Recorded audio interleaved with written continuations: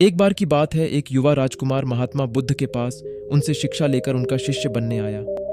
दूसरे ही दिन महात्मा बुद्ध ने उस राजकुमार को एक श्रविका यानी कि एक फीमेल मॉन्क के घर भिक्षा लेने भेज दिया। जब वे रास्ते में जा रहा था तो उसके मन में ख्याल आया कि जो भोजन मुझे बहुत पसंद थे अब तो वे मुझे खाने को नहीं मिलेंगे। रूखा सूखा जो भी मिलेगा आपसे तो उसी में ही गुजारा करना पड़ेगा। लेकिन जब वे श्रविका के घर गया तो उसने देखा कि उसके थाली में वही भोजन परोसा गया है जो उसे सबसे ज्यादा पसंद था। वे बहुत हैरान हुआ, लेकिन फिर उसने सोचा संयोग होगा, जो मुझे पसंद है वही आज घर में बना होगा। पर भोजन करता है तभी उसे याद आया कि रोज तो भोजन के बाद वे राजमहल में 2 घड़ी विश्राम करता था, लेकिन आज तो धूप में ही वापस लौटना पड़ेगा। लेकिन तभी उस श्रविका ने कहा, भिक्षु बड़ी कृपा होगी अगर आप भोजन के बाद आ गई होगी कि भिक्षु है, बहुत दूर से धूप में चलकर आया है, भोजन के बाद थोड़ा विश्राम कर लेगा तो अच्छा होगा।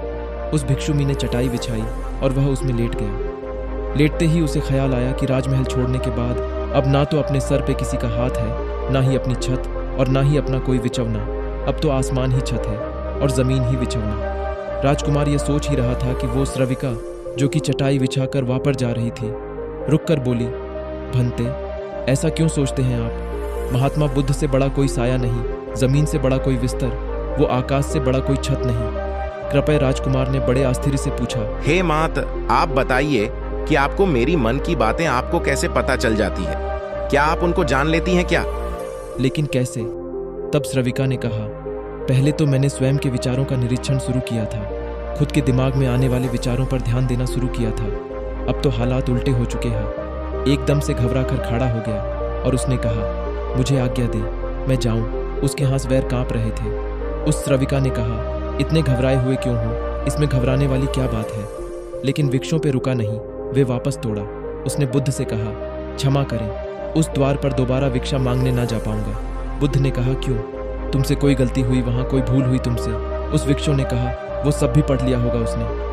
अब मैं वहां कैसे जाऊं? कैसे उसके सामने खड़ा हो पाऊंगा? उससे आंखें कैसे मिला पाऊंगा? मैं उसके पास दोबारा नहीं जा सकूंगा। बुद्धा, मुझे क्षमा करें।